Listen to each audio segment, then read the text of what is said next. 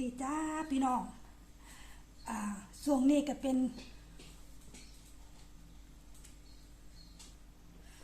ฝนตกพายุลมแรงพี่น้องเอ้ยฝนตกแห้งแล้วก็เมื่อวานนี้ลมพัดเฮือนปลูกผักปิวไปเครื่องนึงค่ะพี่น้องนำหาเก็บกันบัดนี้เก็บเศษส่วนมาต่อ ค่ะพี่น้องช่วงนี้ก็ยังบ่ทันได้เข้าป่าเนาะค่ะเนาะก็เลยพาพี่น้องมากินก้อยขมค่ะพี่น้องมื้อนี้กินก้อยขม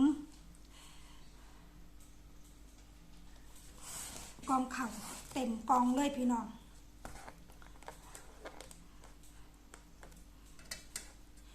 อย่าบ่เฮ็ดหลายอย่าย่านกินบ่เบิดมาค่ะพี่น้องพุ่นน่ะค่ะพี่น้องมากินน้ำกันค่ะพี่น้องก้อยขมใส่ตับหวานน้ำใส่พริกป่นหลายได้ค่ะพี่น้องเนี่ย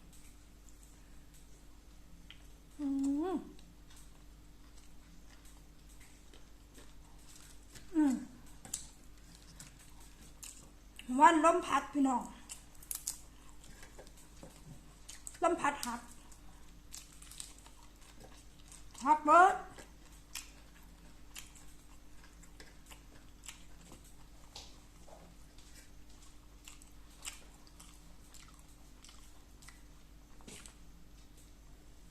มันกำลังงามนะพี่น้องบัดนี้ลมพัดหักเบิดเลย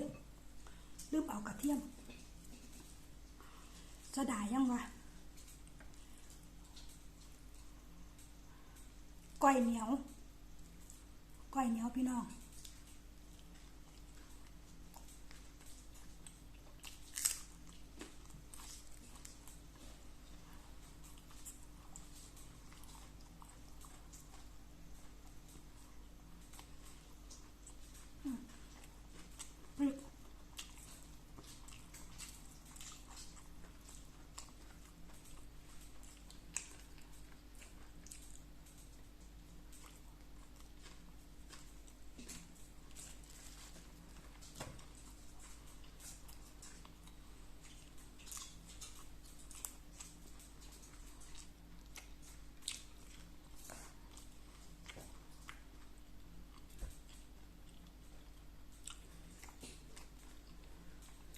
เอาซะแหน่ตัดให้กระต่ายเบิด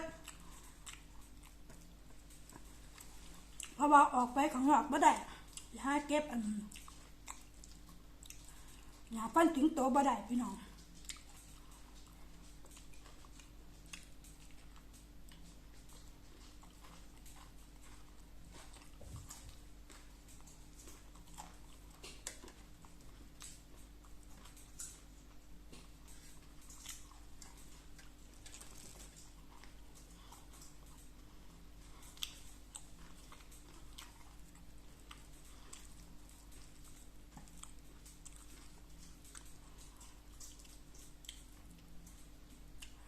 เนื้อบ่สดดอกค่ะพี่น้องอย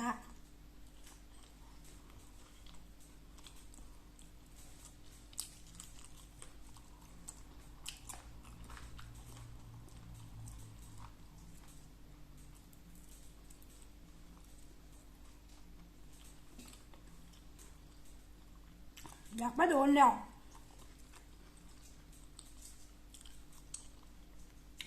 ไอ้ซ้อมน้ำได้บ่พอเนื้อสดจักเดือ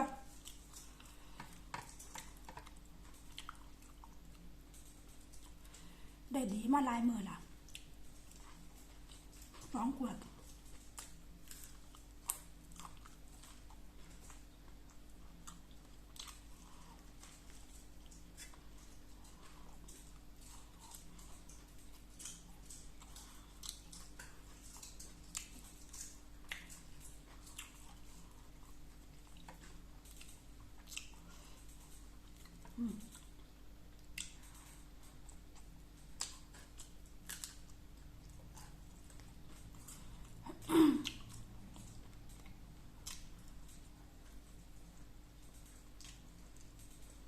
ลมแห้งค่ะประหยัดมาบ้านเนี่ยต้นอันนั้นเราจะลมทับหัวรถเลย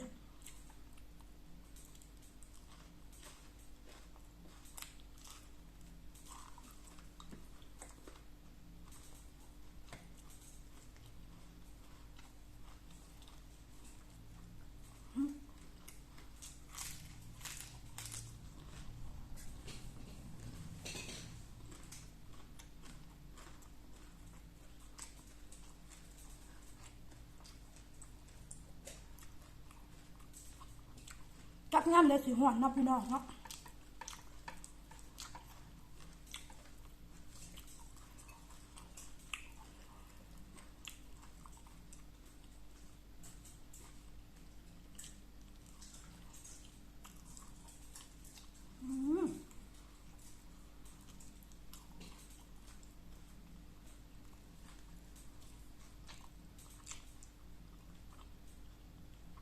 ตับหวานครับ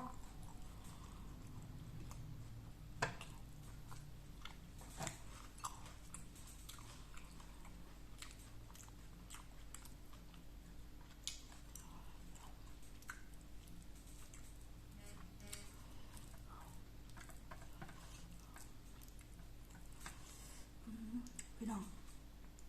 โอ้โอ้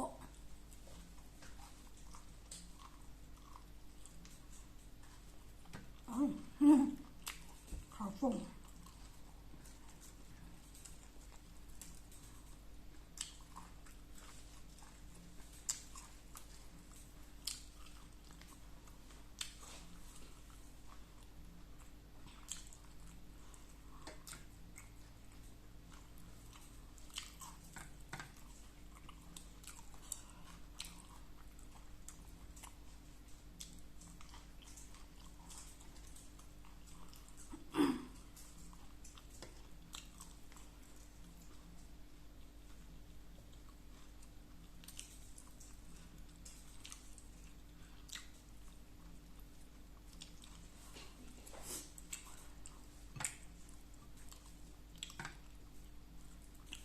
ว่านี่ได้ปลาสมมากบ่แม่นได้ปลาสม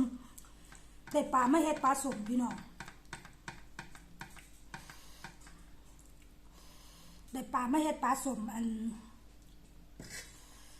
6 ตัว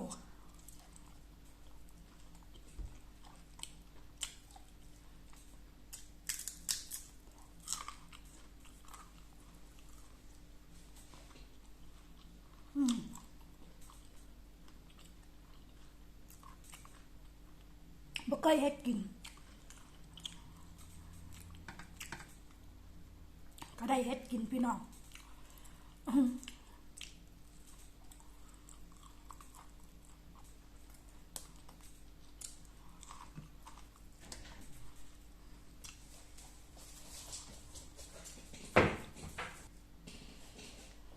ลืมปลาขี้โกน้ำแดงพี่น้อง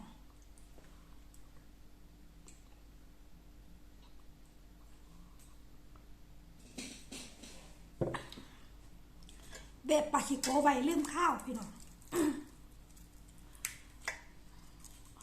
ปลาขี้โกปลาพี่แก้วมาให้ตัวบักใหญ่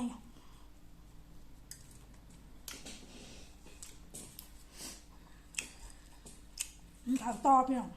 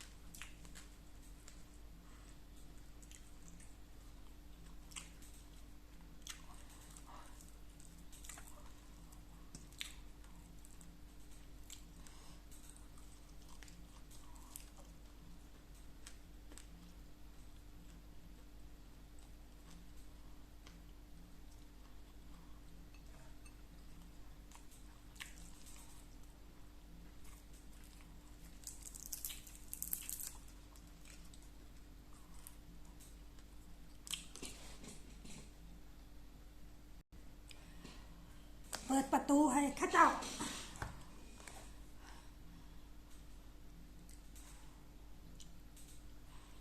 เอาอันเศษส่วนเงินปลูกผักมาให้ พี่น้องเอ้ยไปเอาเศษส่วนหอดเป็นเงื่อนปลูกพักได้เดียวเนี่ยงดร้ายอ่ะ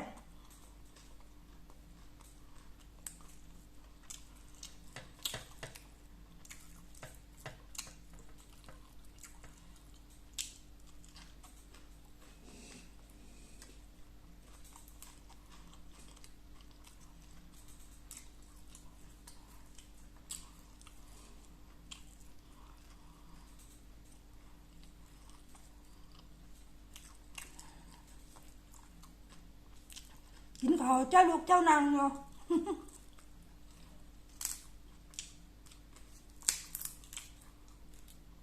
ปากคออีกเนาะคอยัง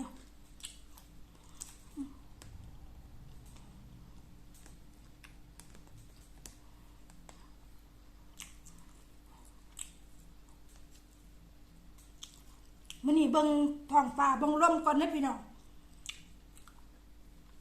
คนประกาศข่าวก็บอกว่าอีกประมาณ10 โมงฝนสิตกมื้อนี้ประมาณได้ถึง10 โมงประมาณ7 โมงนี่ล่ะพี่น้องตอนเนี้ยเพราะว่าฝนตกล่ะ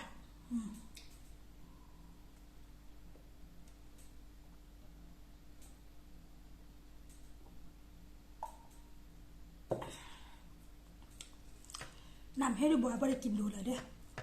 เพิ่งจะได้กินนี่ล่ะพี่น้องน้ำให้ลูกบอย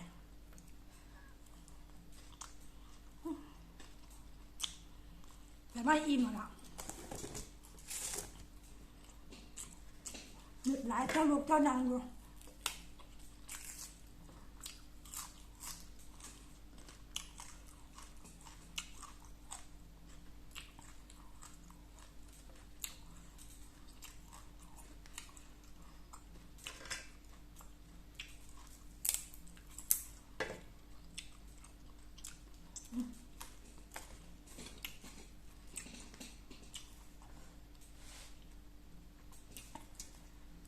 จ้าพี่น้อง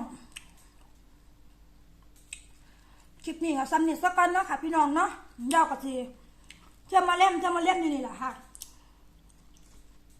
เพราะว่ากินเขาวเจ้าลูกเจ้านางหันเจ้ากินบ่แซ่บพี่น้องจ้ากินเขาวแซ่บเพื่อเก่าละค่ะถ้ากินดูค่ะพี่น้องกินเขาวช่วงนี้ถ้าพอโทษมากกับวางหอยนั่งคืออ้วนอีกแล้วแต่วังหันบ้านเนี่ยอันวังหันมันลดบ่ได้เนาะค่ะลดแล้ววันนี้มาหลอดหลังมาอ้วนอีกได้ค่ะเนี่ย